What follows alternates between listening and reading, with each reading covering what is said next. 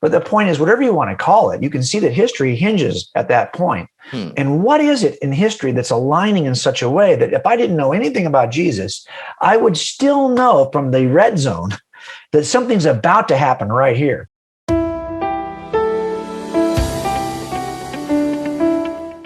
So you picked out this missing body cold case, and for someone like you who has understood the nature of how a missing body cold case is dealt with, you may be able to instantly identify the similarity between investigating the life of Jesus and here.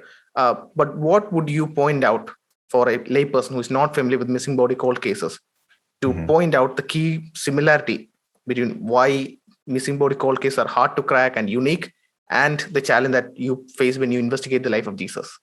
Right. Well, part of it is because you have good data on most murder cases. You'll have some data. You'll have somebody who saw something that can report that to you. You'll have some physical evidence you can look at the crime scene and see, try to make sense of it. And so if you don't have that kind of a case, if you've got a case where no one reported a crime scene originally and no one actually investigated it like a crime, well, now I don't have any evidence from the crime scene I can go back to, and I don't have any eyewitness accounts I can go back to. I don't even have a body at the crime scene. Well, now that's harder to crack that case. Right? Number one, I've got to demonstrate to a jury that this person's dead to begin with. They may not believe that person's dead. They may believe that person just ran off. That's the story that the suspect has been giving all those years. So you can tell there's some inherent difficulties in that, right? But what's important is it turns out that everything that's outside the crime scene will eventually, because remember, murders occur as a sequence of events in a timeline. Yeah. There's that period of time before the crime and that period of time after the crime.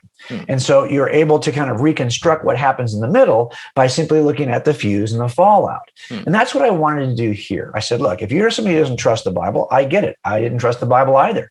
But it turns out that really there's no way to avoid Jesus of Nazareth. You're going to see that history aligns for his arrival.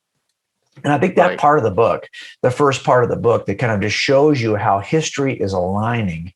And then I actually timeline it for you visually. So you can see the unique small window of opportunity in which something is clearly going to happen based on three different kinds of historical fuses that are burning. You'll see this in the overlap area that I talk about. And I don't want to give it away, but if you look at that, just that middle chapter, to see what I call the red zone in my criminal trials, in other words, there are a series of events typically leading up to a murder that are specific to my suspect, that press him to have to do something quickly. He has also to get certain things in place before he can commit the crime. He can't use, for example, a gun to commit the crime until he first purchases the gun. So I have a red zone that's going to have opportunity for that crime that will begin after he purchases the gun. He can't do it until he does purchase the gun. Now, if he's thinking, I want to put her in a big canvas bag after I shoot her, sadly, that these kinds of things happen. Well, he's going to have a canvas bag as well. So now he's got to have the gun in the canvas bag. The red zone's even shorter. So what you look at is like, what are the issues preceding the crime and the deadlines he feels like he has to meet in committing the crime that cause this small window of opportunity in a timeline.